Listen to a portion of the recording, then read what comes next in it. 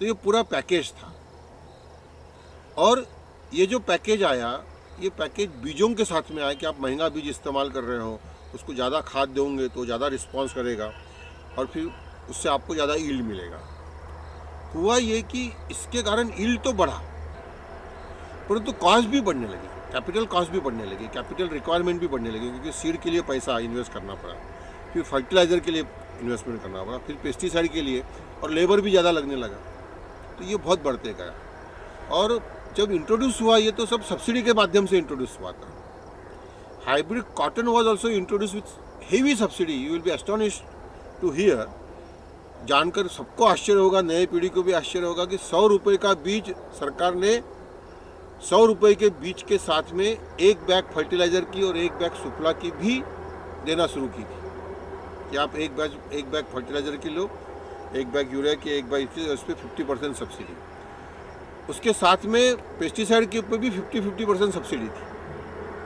तो जैसा अंग्रेजों ने चाय को पॉपुलर किया, कहते पहले मुफ्त में पिलाकर, उस तरह से ये सब्सिडाइज करके उसका आदी बना दिया।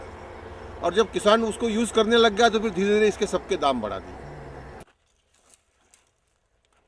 अशोक डोंगरे के पास 3 एकड़ जमीन थी। वो अपनी इस जमीन में कपास उगाते थे, उनके पिताजी और ये उनका बेटा। बीज, कीटनाशक और रसायन खाद खरीदने के लिए इन्होंने साहूकार से 40,000 रुपयों का कर्ज लिया था। एक दिन सुबह अशोक डोंगरे अपने खेतों की ओर चले गए। 2 घंटों बाद उन्हीं के खेत में उनकी लाश पड़ी मिली। बोलने को तैयार नहीं, कितना होगा बाबा? तो मेरे को बोले पूछो मत, मेरे को ऐसा चिढ़ता था वो।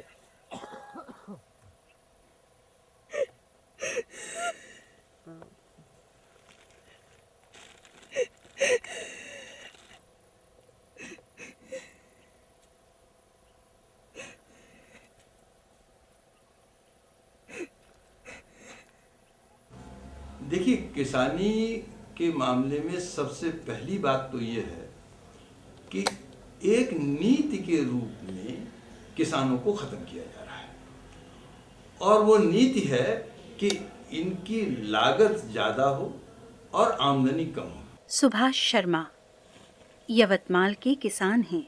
ये कई प्रकार की फसलें अपने खेतों में उगाते थे। एक कामयाब किसान थे, हरित क्रांति से बड़े प्रभावित थे।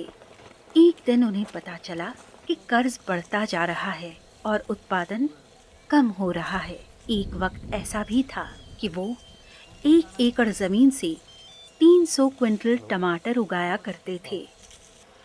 अब 300 क्विंटल के बाद उनके लगातार उपयोग से, यानी महंगे बीज, दवा, विषैली दवा और रासायनिक खाद, इनके उपयोग से कालांतर में ज़मीन पे ऐसे परिणाम हुए, ऐसे इफेक्ट हुए कि जो नेचुरल सिस्टम है वो पूरा नष्ट हो गया।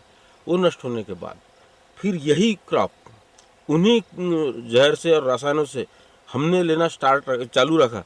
तो उसके चालू रखने के बाद उसमें निरंतर गिरावट ही गिरावट आती रही, और 1990 में ये स्थिति हुई कि प्रति एकड़ 5 क्विंटल तक भी हमें टमाटर नहीं हो रहा था। फिर हमने निसर्ग का सहारा लेकर खेती स्टार्ट की। तो निसर्ग का जो 5 क्विंटल था वो हमने निसर्ग का सहारा लेके, यानी उसमें निसर्ग के सहारे में जैसे कोई रासायनिक खाद नहीं वापरी, कोई विषैली दवा नहीं ली, महंगे बीज नहीं लिए, उनसे खेती स्टार्ट की। तो उसमें टमाटर की फसल में हमारे कुछ जो 5 क्विंटल महंगा खर्च करके 5 ही क्विंटल मिल रहा था, तो इसमें बिना कोई खर्च किए हमें पहले वर्ष में 10 क्विंटल टमाटर हुई।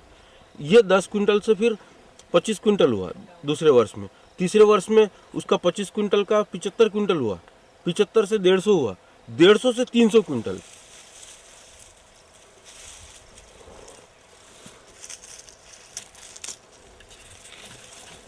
इसका बीज किधर से लिया आपने? हम घर का ही तैयार करते हैं। मेरा नाम किशोर भोयर है। 18 एकड़ जमीन है। 10 एकड़ में मैंने बीटी लगाया था। शुरू में यानी गर्मियों के दिनों में कंपनी का इश्तिहार चल रहा था। बीटी को लगाने से 1 एकड़ में 10 क्विंटल कपास का उत्पादन आएगा। यह सुनकर हमने बीटी लगाया, मगर हमें एकड़ में इसका एवरेज 1 क्विंटल ही आया। खर्चा बहुत हुआ। एकड़ में 5 से 7 हजार रुपए हमारा खर्चा हुआ और कपास 1 क्विंटल ही पैदा हुआ। बीटी कॉटन के बारे में एक प्रचार किया जा रहा है कि बीटी कॉटन के कारण किसानों को स्प्रे नहीं करना पड़ेगा, ऐसे गलत फहमी फैलाई जा रही है, परंतु ये पूरी तरह से सही नहीं है। बीटी कॉटन में जो बैसिलियस थोरेंजाइसिस नाम का जो जीन डाला गया है वो सिर्फ बॉलवर्म को, जो ये जो बोंड है जिसको ये कहते हैं, इसको खाने वाली जो इल्ली होती है उस इल्ली को ही वो सिर्फ रोकता है, पर बाकी के जो रोग आते हैं उसको नहीं रोकता है। जैसा कि अब देखिए ये जो है, अब ये खराब है कपास, ये जो है ये खराब हो गया है, इसको इल्ली लग गई है, तो इसको बीटी वाला नहीं रोक सकता है, तो इसके लिए स्प्रे करना ही पड़ेगा।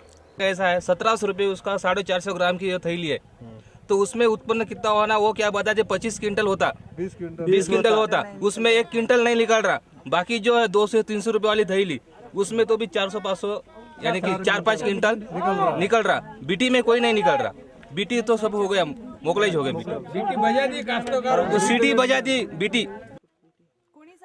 किसने कहा था आपसे बीटी कपास बोने के लिए? सरकार ने कहा, हम अनाड़ी लोगों को दगा दिया। उन्होंने महंगा बीज दिया और कहा कपास उगेगा, मगर कपास उगा नहीं, पानी ने भी साथ नहीं दिया।